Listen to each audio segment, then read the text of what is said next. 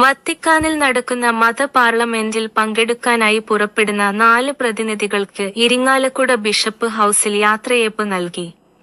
Chalakudy MLA Saneesh Kumar Joseph, Chalakudy municipal councillor V J. Joji, Kuzhur panchayat president Sajan Kodiyan, Annamanada service സഹകരണ bank manager Jio Vattekkadan എന്നിവർക്ക് bishop poly കണ്ണൂക്കാടന്റെ നേതൃത്വത്തിൽ യാത്രയയപ്പ് നൽകി.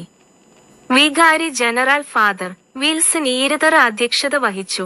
വികാരി ജനറൽ ഫാദർ ജോളി വടക്കൻ, ഷാജിൻ ചക്കാലയ്ക്കൽ, ദേവസിക്കുട്ടി പനേക്കാടൻ എന്നിവർ സംസാരിച്ചു.